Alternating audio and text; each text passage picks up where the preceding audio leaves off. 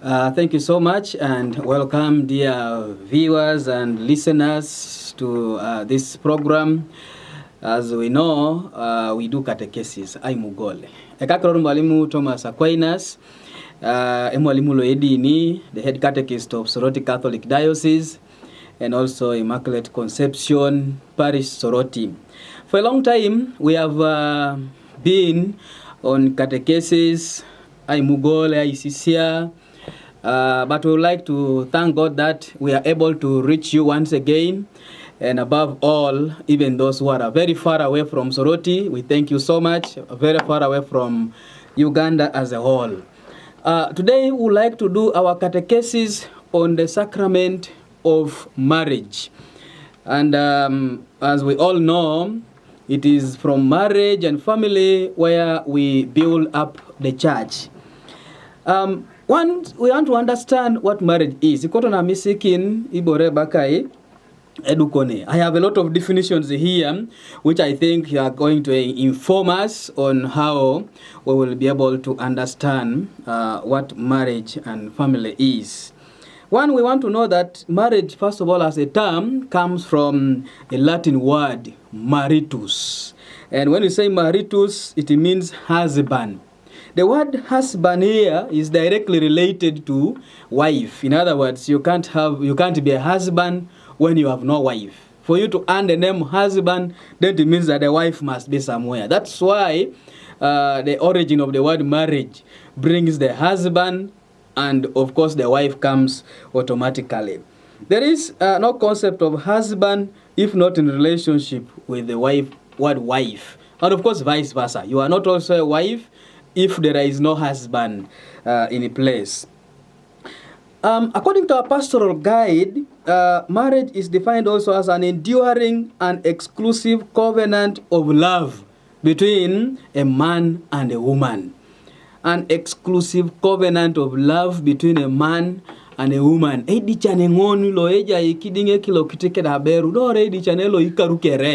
Once you come together, you know you are living together. We don't want to forget just what the dictionary teaches us about marriage. And the dictionary says a legal relationship between husband and wife. A legal one. When people know that this is a husband to Mary, this is a wife to Joseph, and so this is a family. The 1993 Code of Canon Law also gives us a very beautiful description of marriage. It calls marriage a covenant and defines it as a relationship in which a man and a woman establishes between themselves a partnership of their whole life, and which of its own very nature is ordered to the well-being of the spouses and to the procreation and upbringing of children. As later on we shall be seeing that one of the first purpose of marriage is actually for the good of the spouses themselves. And this we get from Canon 1055, the very first paragraph. We also understand marriage as a covenanted communion of life between one man and one woman, through which they become husband and wife. Somebody said that you cannot separate life and love. That's why you find that even in the streets of Uganda in particular, I don't know other countries, but you'll find young people, boys and girls, who have decided to come to the street. But they have parents, all of them, by the way. Most of them have parents. But because life and love are two things you can't separate. If a child fails to find love at home, would think about finding life elsewhere, even in the street. And of course, we have also had people who want to kill themselves. When, for instance, when a relationship dies off, someone says, I think I will die. Because the two things are very difficult to separate, life and love. And that's what defines also marriage in one way. And of course, from these definitions, we realize 5 things. Number 1, marriage is a covenant. And you know, when you make a covenant, you make it. When Abraham made a covenant with God, he made it. And there was nothing like debating at another time. It's a covenant. 2, one thing also we discover is that marriage involves a man and a woman who actually eventually becomes husband and wife. 3, we also begin to see that marriage is an establishment of a lifelong partnership between a man and a woman, a lifelong partnership, meaning it can't end. And of course, the other last one is that it is also ordered by nature towards companionship, intimacy, procreation, and the upbringing of the children in particular. And from those definitions, also this time, I really want us to look at one very important thing. And this, of course, helps also many of us who have not started marriage to actually think about where are we going. And I want to talk about today the purpose of marriage as the church defines it. The purpose of marriage. In other words, why should I marry? Inyo bobere beto ronge dukone. Inyo baja rongo dukone. Anu bonyo. 3 things. Very important. There could be very many reasons that list that you know. But the church acknowledges these 3 things that I'm going to share with you. Number 1, love and mutual well-being of spouses. And this is the number 1 purpose why God instituted marriage. For what? Love and mutual well-being of spouses. Ibore ni so dite du porila so bane tembare boja une du kone arai anoitunga adomona mina. Dodi arelo I tupake na mina ai tojokar. Engo dai tojokar na kaberu, engo dai tojokar lokao kilonika, ai tojokar na nguna loepotai odukone ne pepe. So number 1 purpose is life that is enjoyed in love. Love is the first purpose of marriage. And of course, Pope Francis in his book, Amoris Laetitia, number 67, Pope Francis, the Holy Father, says, because love constitutes the core of marriage and family, and therefore this must be the first purpose of everybody who thinks that he wants to marry tomorrow. You must think about love and well-being of whoever you're going to come together as a family. Marriage is a bond of love, which promotes mutual well-being of the two. And therefore, love is made of desiring, giving and receiving, attraction and discernment. I have mentioned very important words here. One is that marriage is, love is desiring. In many occasions, we find that when we come into marriage, we forget about who we are. A young girl who got married when she used to be very nice, she was on a pressure full time. Because I've got married, so you don't want those other things. Pressure is thrown, no more. You don't again continue to shop for marriage. Desiring continues. Your man continues to desire you even when you are together there. Your wife continues to desire you. And so you must also appear to be desired. Of course, not everybody can be desired. There are people that we are not used to. Not because we don't want, but there is nothing that we can desire from them. And so there must be that desire that keeps coming every day when we come together, when the sacrament of marriage brings us together. So desire is very, very important. And so we must work towards it. The other one, of course, I've said is giving and receiving. As I give, you receive. I'm also waiting to receive because you are going to give. Yes. So, this is story of saying, okay, I will also talk about sometimes that a man must provide. Yes, it is true. But it's also important that at a certain point, as a woman, you have also your technical way of providing. And so I must be able to receive and give. You must also be able to give and receive. It's not a one-way. It's not a one-way thing. And then, of course, I always talk about attraction, which, of course, goes the first point of the desire. I must continue being attractive. Yes, some men also,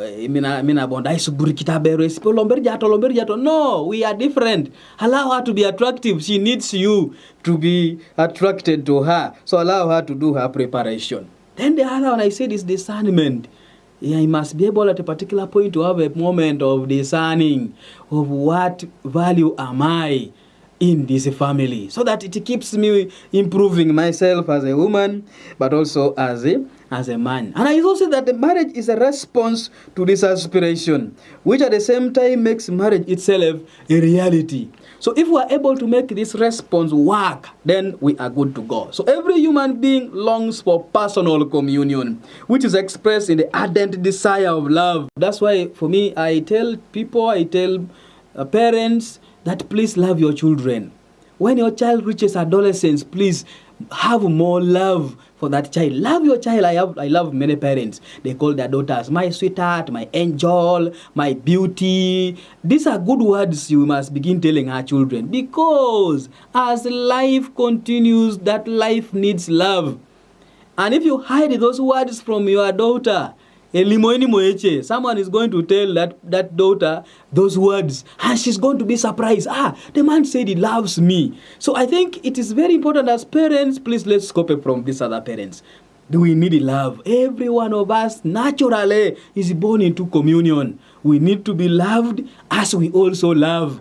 And so as the intimacy, as the connection between a parent and a child continue to grow, that child is not much more affected in the world of love. And so the child can grow and have no problem with this mutual growing immoral society that we experience today. And of course, this explains now what we hear from the scripture in Genesis chapter 1, verse 26 to 27, but also, of course, in Genesis chapter 2, verse 18 to 22.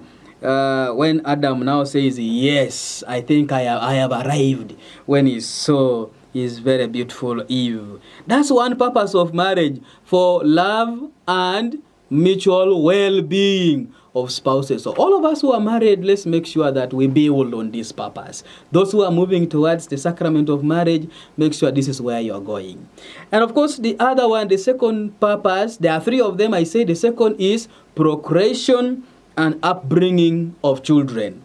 That's the second purpose. So if you are going there that you're not interested in the marriage, by the way, as I will discuss with you later on, one of the impediment of marriage is when a person decides that he doesn't want children in marriage, the church nullifies that marriage, because it's the purpose why we come into marriage, for procreation and upbringing of children. Remember, the two words go together.